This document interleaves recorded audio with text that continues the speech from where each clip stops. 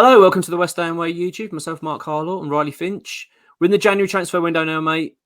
Moyes has already alluded to the fact that West Ham aren't going to be doing too much business, haven't got much money to spend, which I think we all kind of knew anyway, especially after the summer of spending, 180 million, roughly what we spent. So it was always expected that this is always going to be a little bit of a tight month for West Ham. Ex-WHU employees has stressed quite a few times that the club are looking for bargains and loans if they come available. That's kind of what we're looking at.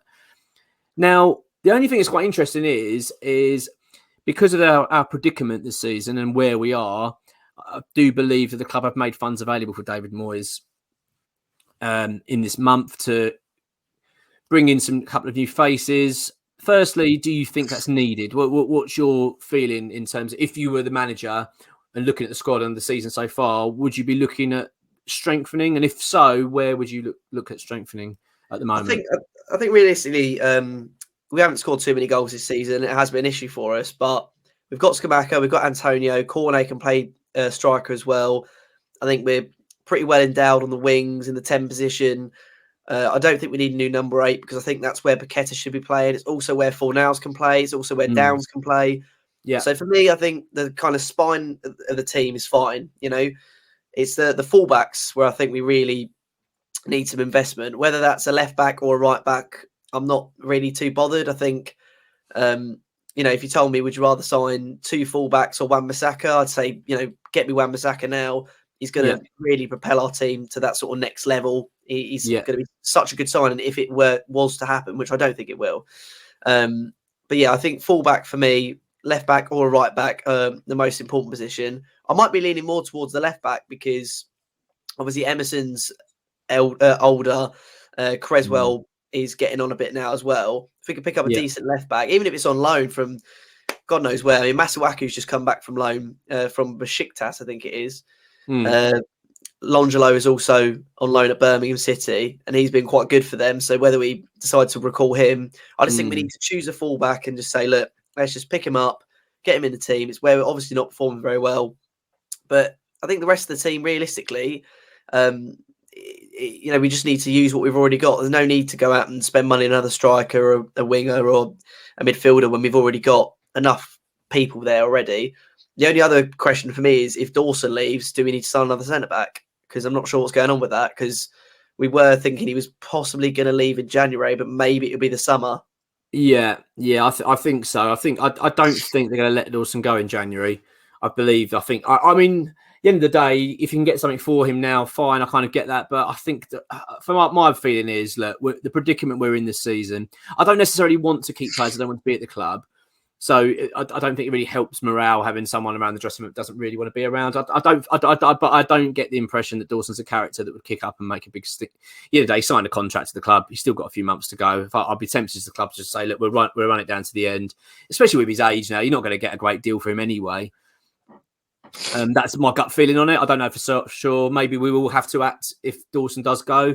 I did believe that Wolves were quite interested in signing him, but they've got a new manager now. Aston Villa apparently were quite interested.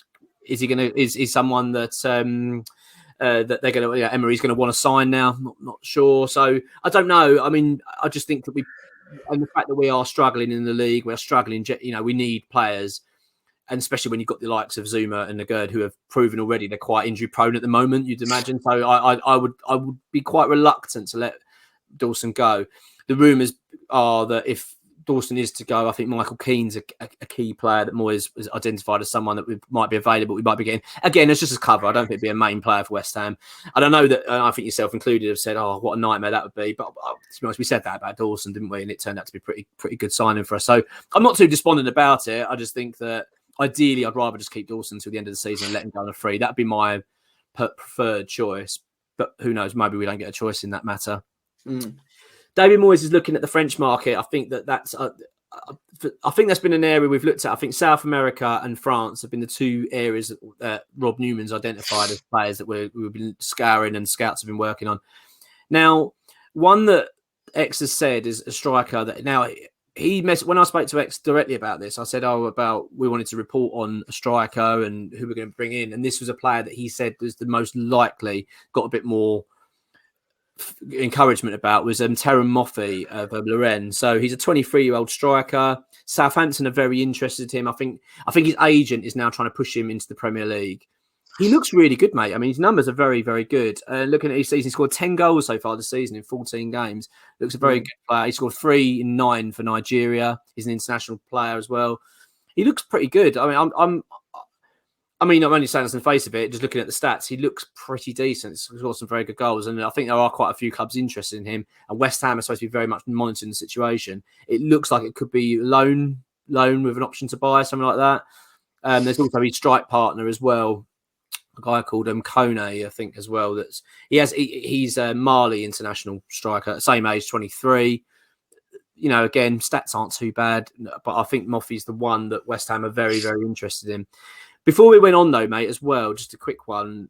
We talked about the Sevilla striker. Can you pronounce his name for me? Because I always get it wrong. It's En-Nesyri, mate. En-Nesyri. I always get it wrong. El-Nesri, I was calling, but yeah, En-Nesyri. So that's also another one that's possibly that we might be looking to get a loan deal arranged. We've always been linked with this player. We seem to have been linked with him for the last few windows. But apparently that there's an opportunity there. We might possibly be able to get a loan deal, but I don't know whether that's going to interest Sevilla at the moment. I don't know. It looks as though West Ham are doing the typical West Ham thing, where when we're in trouble, we just try and buy strikers, and that will solve our problems. We never really seem to think, right, hang on a minute, we're really struggling at left back, we're really struggling at right back. Why don't we just try and invest our money in trying to get some decent wing backs in? It's like they just go, no, let's just get a striker. Let's get a guy that scores goals. It doesn't matter if he doesn't fit our system. He will score us goals and keep us up. It seems to be that's what it's screaming to me, but who knows? But like you say, Wan-Bissaka is the one that I would love to see us get that over the line, but I'm doubting. I really highly doubt it, like you, mate. Yeah. So in terms of these players we're linked with, what's your thoughts on the striker situation? Are you encouraged the fact that West Ham looking to add more firepower, or do you think is it worthwhile? Is it going to work? Because we seem to do this every season, well, all the time when we're in trouble. I just think with such little funds, it just seems like it's strange that we're going after a striker. Maybe the Scamacca injury is maybe prompt. I mean, let's be honest. If we get injuries to Scamacca and Antonio, which is not really an unlikely thing to happen, then we're screwed, aren't we? We haven't got a striker. So I do get the idea of bringing in a backup, but then again, if all 3 strikers are injured, then how many backups do you want to bring in? I still think, and you talk about name pronunciation. I think it's Mbuma, the striker. from our academy. Yeah, I mean, I see no reason as to why maybe we don't have him waiting in the wings potentially to come in. There's no point paying for money for an unproven striker in League One.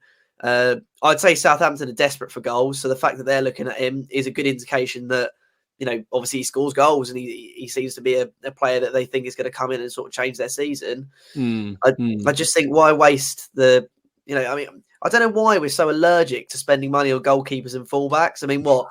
I know. I did it the other day in a video, mate, as well. Like, we are a very strange football club in how we operate. And it doesn't matter, it seems, how many staff changes we make behind the scenes, even new ownerships, whatever. We always seem to have the same problems. We're a club, for instance, that even when we're talking about David Moyes being under pressure and possibly losing his job, ex-WH employee went and spoke to the top man at the football club, and the message he got back about David Moyes was, if David Moyes was unemployed, he would be the guy that we'd go for. So he's even saying that if we sack David Moyes, we're going to go for an unemployed manager. So why are the clubs so happy to spend 180 million or 100 million that window and 50 million in that window, but they won't pay £5 million or whatever it'll cost to get the manager that you want to lead your team? So it's like, no, we can't pay that. We're happy to spend absolute fortunes on all these players, but we will not spend a penny to compensate. Look at Aston Villa, right? They paid Rangers for Steven Gerrard. They identified he's the man we want. We want to get him. We think he'll be the man to lead us on.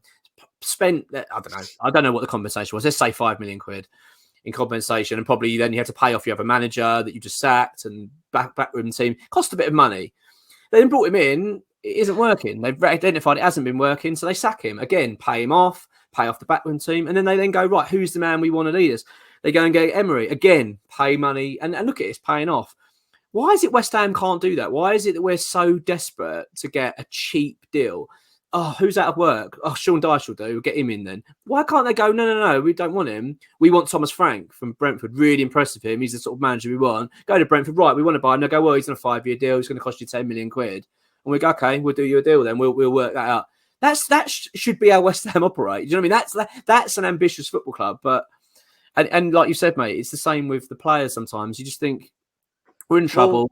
We're struggling. Let's just throw all our money at a striker. Let's try and get a striker in, because if we get a good striker in, he'll score loads of goals. But we're flooding in goals because we've got no decent right back. Yeah, no, don't worry about that. We'll just get a striker. It's like, yeah, do we need a good goalkeeper? Oh, I don't know. Let's try and find someone on loan. You know what I mean? It's like, why don't you just go out and spend some money where it's needed? I'm digressing here a little bit, but you know what I'm saying. It's strange. I mean, mate, you've got a point. I think like our record strikers like 35 million or 40 million in I don't know the exact. Yeah, 40 million.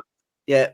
Record winger Anderson, he was like 30 odd million. Record centre back 45. I think Anderson was about 45, wasn't he? Wasn't he 45 million? No, and I think a record signing was Paqueta, wasn't he? 50. Well, okay, who knows? But let's say over 30 million for Anderson at least. Paqueta, record midfielder, Paqueta 45 to 50 million. Record centre back again /Zuma. I think they're around the 30 million pound mark. Yeah. Record fullback 13 million pounds. Emerson. Record goalkeeper I think was around 15 million as well. Like, I don't understand why. I mean, these are important positions on the pitch. I don't understand why we're not flooding a little bit more money into it. And and it's a great point you make. What did Chelsea do when they wanted a manager? They paid off Potter. They got him in. Yeah, it's not working too much, but they did that. United, they got Ten Hag from Ajax. There's very few successful football clubs that just turn around and say, we'll just wait for the right manager to, Conte. I think Guardiola was a free agent when you were about, but they had conversation with him prior to that. Absolutely, It's very in the modern age, you have to be a little bit cutthroat and ruthless. And why we wouldn't just sit there and even explore it, just say, on the slide, Thomas Frank, how much would how much would it cost you? Brentford. You say identify, even if you go abroad, identify the manager. Okay, I love their style of football. This is what we want.